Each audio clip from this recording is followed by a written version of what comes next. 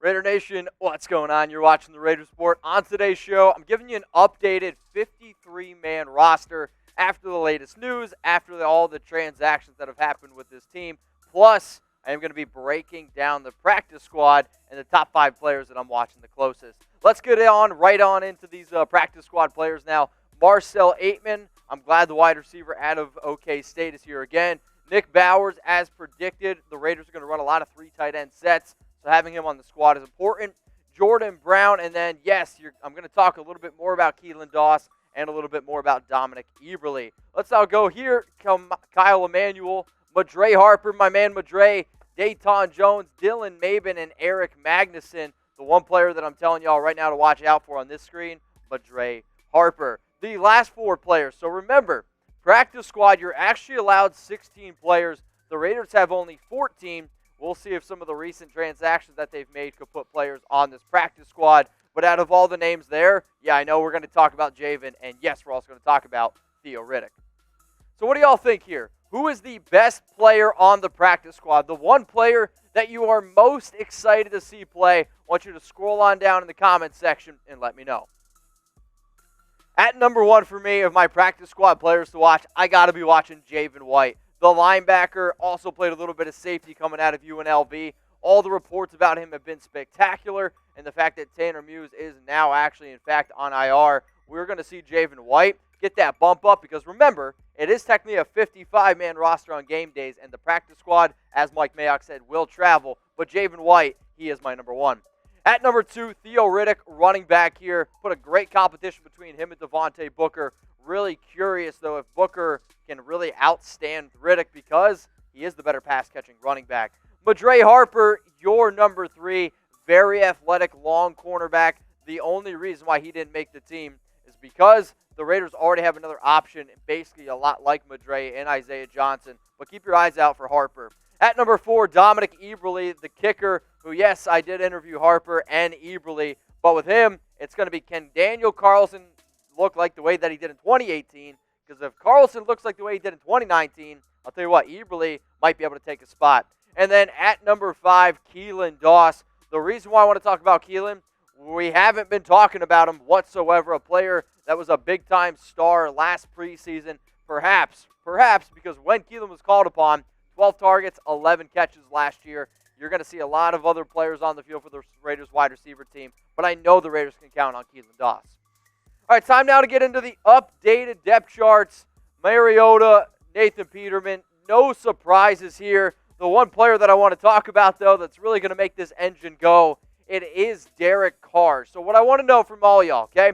Every single person that clicks on this video, whether it's on YouTube, whether I don't care where it is, Facebook, how many passing yards for Derek Carr in 2020? I want you to think about it. Think about what he's done the last 4 seasons, over 4,000 yards for the past 2 years. So let me know, how many passing yards for Derek Carr in 2020? And if you want to know what I have to say, guess what? I already put this video out on the channel on Sunday, so look for it. That's the thumbnail where I break down Derek Carr's 2020 season, and I tell you who's going to lead the Raiders in receiving yards. In fact, I give you exact projections for the top 5 options for the Raiders offense. So it's just another reason to subscribe to the Raiders Report. We keep you updated on covering the latest news and rumors. We were live breaking down stuff on a crazy, crazy Saturday after the Lynn Bowden Jr. trade. Bottom line is this: if you bleed silver and black, click that subscribe button because it's 100% free. What do you got to lose? Running back position, let's get on into it. Josh Jacobs, I'm telling y'all right now, I just did my family fantasy football draft. Josh Jacobs is getting well over 300 touches this year. Jalen Richard at fullback, Alec Ingold, and then Devontae Booker. Now, the Raiders did make a move at the running back position. They went out and signed Derry, and I'm just going to call him OG. So everyone start typing OG in the comments section. Signed on Sunday. It hasn't been announced yet whether he is going to be on the practice squad or the active roster. Reminder, the Raiders do have 2 open practice squad positions. With this move, though, the Raiders also released Eric Kush, so that's something to keep in mind here. But with him, you're going to see him not only make an impact as a running back, also a special teams captain for the Tampa Bay Buccaneers last year. Wide receiver time here. Henry Ruggs, Brian Edwards going to be your top 2 wide receivers. But then you're also going to be working out of the slot with Hunter Renfrow. Look for Nelson Aguilar and Zay Jones to really spoil, I think, the overall production of players like Edwards and Renfro. So y'all might think that I'm a little bit low on some of these dudes in terms of overall perception, but there's just a lot more mouths to feed, and I'm really excited to see what Derek's going to do this year. Week 1, baby. It's just a few days away. I am super excited that we're going to have some Raiders football again. So you know what? I'm going to make this the pinned comment on today's video. I want you to predict the score. The Las Vegas Raiders at the Carolina Panthers. So while y'all are getting hit with that YouTube ad break, scroll on down and let me know. Tight ends, you're up. Darren Waller, Witten, Foster Moreau, and Derek Carrier. Not too many surprises here. Nick Bowers is also on the practice squad. Look for the Raiders to run a lot, and I mean a lot of multiple tight end sets. Waller's going to be your number one dude, and then you're really going to be able to mix in players like a Jason Witten, also a Foster Moreau. But the tight ends, it's looking really solid for the Las Vegas Raiders. Also solid, these face masks. I'm telling y'all right now, if you're planning on going to any games, if you plan on going outside anymore, you need to wear a Raiders face mask. And you can get them at chatsports.com/Raiders mask. The one that I really want to talk about, though, is this 2-pack. If you go to the link that you see on screen, I'll also put the link in the comments and in the description. That 2-pack of Raiders face masks right now is on sale. It is only $13.99, so you're actually saving $7. Just trying to help you all out. If you don't want that 2-pack, they do have a 2-pack of Josh Jacobs. And then we also have 3-packs, 4-packs. If you're looking for a face mask around the Las Vegas Raiders, all you got to do is go to the link that you see below, and it's at chatsports.com/Raiders mask. Car insurance time. Offensive line, one of the best units in the National Football League. No surprises here for the starters. You're going to have Miller, Incognito, Rodney Hudson, Gabe Jackson-Brown, Parker, Good, Andre James, John Simpson. The player that I was very upset that didn't make the initial 53-man roster was Sam Young. Luckily for us, the Raiders did go out and sign, as John Gruden once called him, the salty veteran, a player who worked a lot with the first-team offense while Trent Brown was out. So this move, though, this sent linebacker Tanner Muse to the IR.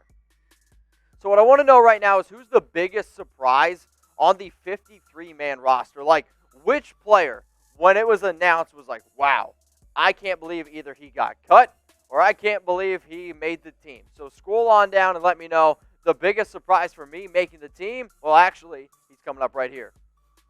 It's Kendall Vickers, and no disrespect to Kendall Vickers. I was shocked to see that he made the team, and I think a lot of people out there were as well.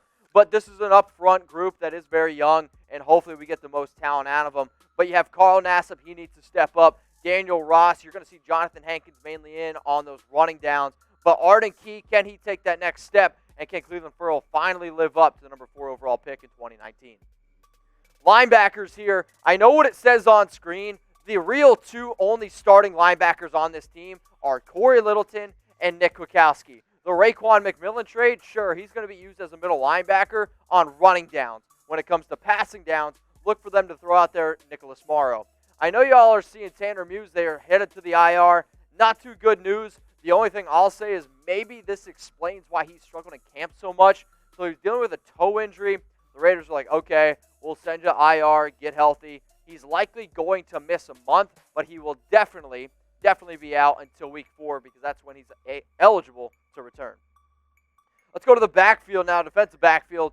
Trayvon Mullen, LaMarcus Joyner, Damon Arnett. These are no doubt starters as well as Jonathan Abram. I am a believer that Eric Harris is going to start at free safety. I know also you're going to have a player like Daniel Levitt. Also Jeff Heath, which is a name, unfortunately, that I didn't put on there. Plus Isaiah Johnson, Amik Robertson, and then Keyshawn Nixon. And then the two little stars over there for Nevin Lawson. He is suspended. What I want you to remember is this. Once he comes back week 1, the Raiders will have to cut a player. But don't worry, I'm going to be coming out with a video later up this week on some potential cut candidates.